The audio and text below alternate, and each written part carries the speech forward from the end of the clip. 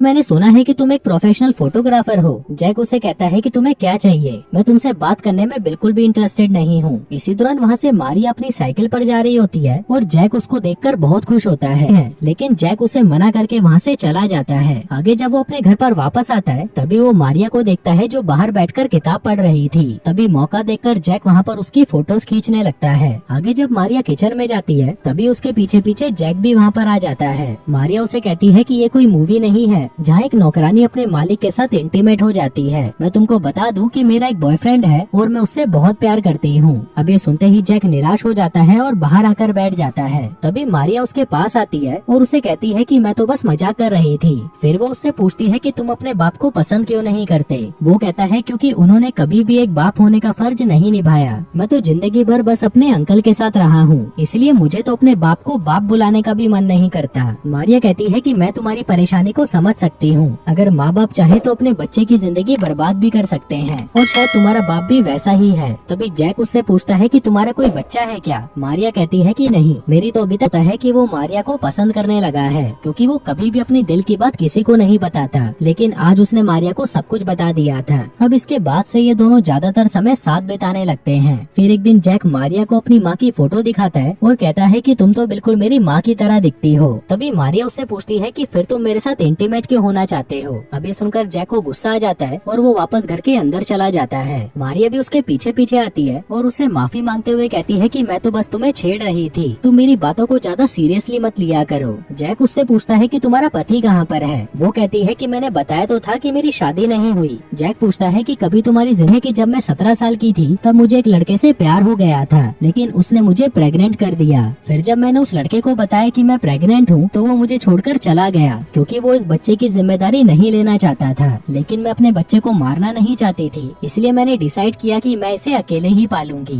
लेकिन फिर जैसे जैसे वक्त बीतने लगा सभी को पता चल गया कि मैं प्रेग्नेंट हूँ, जिसके बाद हर जगह सिर्फ मेरी बातें ही होने लगी। वहीं जब ये बात मेरे घर वालों को पता चली तो उन्होंने मेरी मदद की, लेकिन मेरा बच्चा होने के बाद वो उसे लेकर चले गए और मुझे यहाँ पर अकेला छोड़ गए। पहले मैं अपने घर वालों को बहुत कोसती थी, लेकिन अब मुझे लगता है कि सारी गलती मेरी थी। मुझे मेरे बच्चे के लिए खड़ा होना चाहिए था। अब ये सुनने के बाद जैक मारिया के करीब आने लगता है। तभी मारिया उसकी तरफ देखती है और कहती है कि हम दोनों एक जैसे हैं। लेकिन उतने में ही डेविड वहाँ पर आ जाता है और उन दोनों से कहता है कि मुझे किसी जरूरी काम से 1 हफ्ते के लिए पेरिस जाना होगा, लेकिन वहाँ से आने के बाद मैं पक्का जैक के साथ वक्त बिताऊंगा। पेरिस के लिए निकल जाता है। फिर रात को जब जैक अकेला बैठा था तभी मारिया उसके पास आती है और उसे कहती है कि अब तुम पुरानी बातों को भूल जाओ। जैक कहता है कि ये इतना आसान नहीं। मेरी माँ की मौत के बाद मेरे बाप ने दूसरी शादी कर ली और मुझे अकेला छोड़ दिया। मुझे लगता था कि कभी न कभी वो मुझसे भी प्यार करेंगे, इसलिए तुम्हें भी अब उसे दूसरा मौका देना चाहिए। अब वो दोनों वहाँ बैठकर मूवी देखने लगते हैं, जिस दौरान जैक की नजरें बार बार मारिया की टांगों पर पड़ रही थी।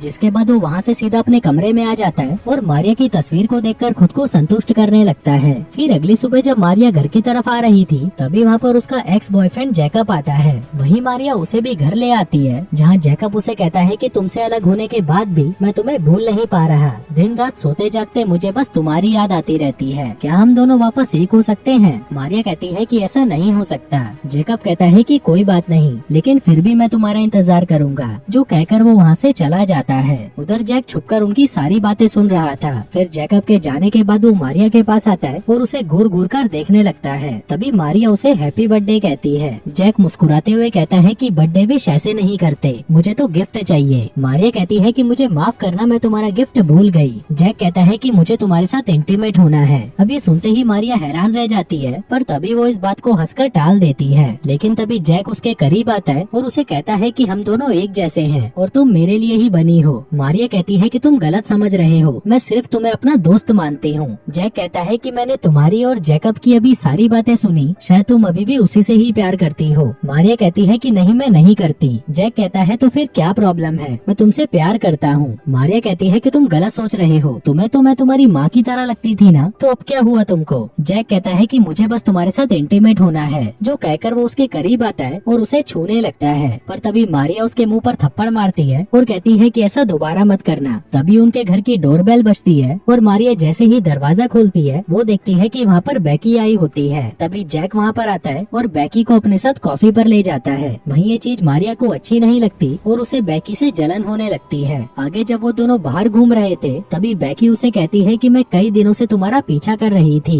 जैक पूछता है कि तुम मुझे स्टॉक कर रही थी। बेकी कहती है कि हाँ, क्योंकि मैं तुम्हारे साथ इंटीमेट होना चाहती हूँ। जैक उसे कहता है कि आज मेरा, अगर तुम चाहो तो मेरे घर पर आ सकते हो, लेकिन जैक उसे मना कर देता है क्योंकि वो सिर्फ मारिया से ही प्यार करता था। आगे जब वो अपने घर पर आता है तो वो देखता है कि मारिया वहाँ पर बैठकर रो रही थी। जैक उसे कहता है कि अगर तुम मुझसे प्यार नहीं करती तो तुम रो क्यों रही हो। अब मारिया के पास इसका कोई जवाब नहीं होता। तभी जैक उसके करीब आता है और उसे कहता है कि मुझे पता है कि तुम भी मुझसे प्यार करती हो। जिसके बाद वो उसे फिर से छूने लगता है। मारिया उसे मना करती है लेकिन वो नहीं रुकता। तभी वो उसे धक्का देकर दूर करती है और बाहर वाले कमरे में जाकर बैठ जाती है। पर तभी जैक वापस उसके पास आ जाता है। मारिया कहती है कि हमारा साथ में कोई फ्यूचर नहीं है, तुम उम्र में मेरे से बहुत छोटे हो और हम दोनों कभी भी एक नहीं हो पाएंगे। जैक कहता है कि मुझे इससे कोई मतलब नहीं, मुझे बस तुम्हारे साथ इंटीमेट होना है। अब क्योंकि मारिया भी उसके साथ इंटीमेट होना चाहती थी, इसलिए वो उसे पकड़कर वहीं पर किस करने लगती है, जिसके बाद वो दोनों इंटीमेट हो जाते हैं। आगे इंटीमेट होने के बाद मारिया जैक से कहती है कि तुम्हें अपने बाप से बात करनी चाहिए, ऐसे ही जिंदगी भर तुम उनसे नफरत नहीं कर सकते।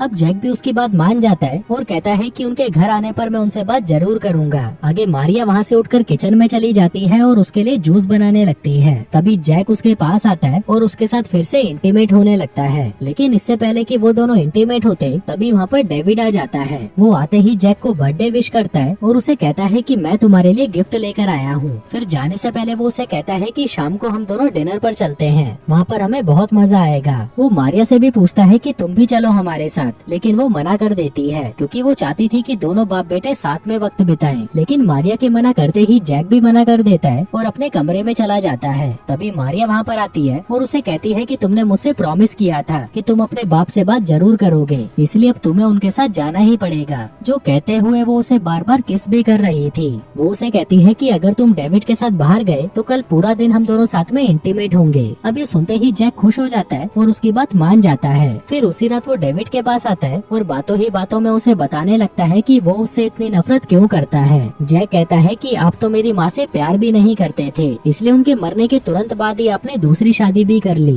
डेविड कहता है कि मैंने ये सब तुम्हारे लिए किया था ताकि तुम्हें कभी भी माँ की कमी महसूस न हो, क्योंकि एक बाप चाहे कितनी भी कोशिश कर ले पर एक बच्चे को माँ का प्यार नहीं दे सकता। वो कहते हैं कि न मैं तुम्हारे साथ हूँ, अगर तुम मुझे एक मौका दोगे तो मैं अपनी सारी गलतियाँ सुधार लूंगा। जैक कहता है कि अब इसकी जरूरत नहीं, क्योंकि मैंने आपके बिना रहना सीख लिया है। जो कहकर जैक सो जाता है। तभी डेविड उसे गुड नाइट बोलता है और वहाँ से चला जाता है। फिर अगली सुबह जैसे ही उसकी आँख खुलती है वो देखता है कि डेविड वहाँ से जा चुका था। वो बाहर आता है और मारिया का इंतजार करने लगता है। थोड़ी देर बाद वहाँ पर मारिया आती है और जैक से पूछती है कि तुमने डेविड से बात करी। वो कहता है कि हाँ, और उस बात ने बहुत कुछ बदल दिया। तभी मारिया अंदर जाने लगती है पर जैक उसे रोकते हुए कहता है कि तुमने तो बोला था कि हम इंटीमेट होंगे। वो कहती है कि मुझे काम करने जाना है। जैक कहता है कि मैं कुछ दिनों बाद यहाँ से जाने वाला हूँ, इसलिए आज तुम मेरे साथ रहो। जिसके बाद वो दोनों एक पार्क में जाते हैं और काफी देर एक दूसरे से बातें करते हैं। आगे मारिया उसे अपने घर ले आती है जहाँ पर वो दोनों इंटीमेट होने ही वाले थे कि तभी मारिया रोना शुरू कर देती है। वो कहती है कि मैं अपने बच्चे को ढूंढने गई थी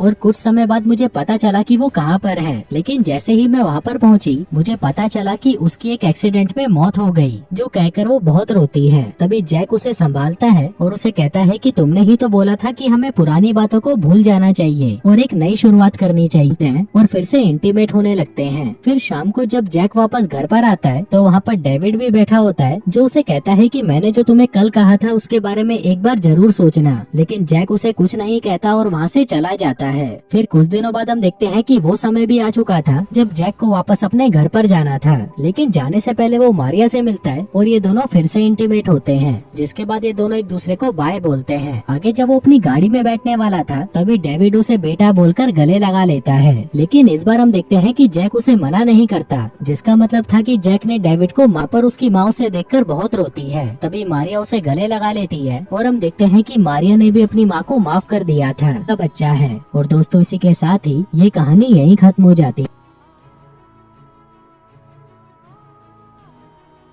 पास आता है और बातों ही बातों में उसे बताने लगता है कि वो उससे इतनी नफरत क्यों करता है। जैक कहता है कि आप तो मेरी माँ से प्यार भी नहीं करते थे, इसलिए उनके मरने के तुरंत बाद ही आपने दूसरी शादी भी कर ली। कहता है मेरे से भी बहुत गलतियाँ हुई हैं, मैं तुम्हें वो प्यार नहीं दे पाया जो तुम्हें मिलना चाहिए था, लेकिन अब मैं तुम्हारे साथ हूँ। अगर तुम मुझे एक मौका दोगे तो मैं अपनी सारी गलतियाँ सुधार लूंगा। जैक कहता है कि अब इसकी जरूरत नहीं, क्योंकि मैंने आपके बिना रहना सीख लिया है। जो कहकर जैक सो जाता है। तभी डेविड उसे गुड नाइट बोलता है और वहाँ से चला जाता है। फिर अगली सुबह जैसे ही उसकी आँख खुलती है, वो देखता है कि डेविड वहाँ से जा चुका था। वो बाहर आता है और मारिया का इंतजार करने लगता है। थोड़ी देर बाद वहाँ पर मारिया आती है और जैक से पूछती है कि तुमने डेविड से बात करी? वो कहता है कि हाँ, और उस बात ने बहुत कुछ बदल दिया। तभी मारिया अंदर जाने लगती है, पर जैक उसे रोकते हुए कहता है कि तुमने तो बोला था कि हम इंटीमेट होंगे। वो कहती है कि मुझे काम करने जाना है। जैक कहता है कि मैं कुछ दिनों बाद यहाँ से जाने वाला हूँ, इसलिए आज तुम मेरे साथ रहो। जिसके बाद वो दोनों एक पार्क में जाते हैं और काफी देर एक दूसरे से बातें करते हैं। आगे मारिया उसे अपने घर ले आती है, जहाँ पर वो दोनों इंटीमेट होने ही वाले थे कि तभी मारिया रोना शुरू कर देती है। वो कहती है कि मैं अपने बच्चे को ढूंढने गई थी और कुछ समय बाद मुझे पता चला कि वो कहाँ पर है, लेकिन जैसे ही मैं वहाँ पर पहुँची मुझे पता चला कि उसकी एक एक्सीडेंट में मौत हो गई। जो कहकर वो बहुत रोती है। तभी जैक उसे संभालता है और उसे कहता है कि तुमने ही तो बोला था कि हमें पुरानी बातों को भूल जाना चाहिए और एक नई शुरुआत करनी चाहिए। जिसके बाद ये दोनों इंटीमेट होने लगते हैं। आगे इंटीमेट होने के बाद ये दोनों एक दूसरे को आई लव यू बोलते हैं और फिर से इंटीमेट होने लगते हैं। फिर शाम को जब जैक वापस घर पर आता है तो वहाँ पर डेविड भी बैठा होता है, जो उसे कहता है कि मैंने जो तुम्हें कल कहा था उसके बारे में एक बार जरूर सोचना। लेकिन जैक उसे कुछ नहीं कहता और वहाँ से चला जाता है। फिर कुछ दिनों बाद हम देखते हैं कि वो समय भी आ चुका था जब जैक को वापस अपने घर पर जाना था, लेकिन जाने से पहले वो मारिया से मिलता है और ये दोनों फिर से इंटीमेट होते हैं। जिसके बाद ये दोनों एक दूसरे को बाय बोलते हैं। आगे जब वो अपनी गाड़ी में बैठने वाला था तभी डेविड उसे बेटा बोलकर गले लगा लेता है, लेकिन इस बार हम देखते हैं कि जैक उसे मना नहीं करता, जिसका मतलब था कि जैक ने डेविड को माफ कर दिया था और फिर वो वहाँ से चला जाता है। उधर मारिया वहाँ से अपनी माँ के घर जाती है, जहाँ पर उसकी माँ उसे देखकर बहुत रोती है। तभी मारिया उसे गले लगा लेती है और हम देखते हैं कि मारिया ने भी अपनी माँ को माफ कर दिया था। अब ऐसे ही कुछ महीने बीत जाते हैं और हम मारिया को देखते हैं जो कि प्रेग्नेंट है और उसके पेट में जैक का बच्चा है। और दोस्तों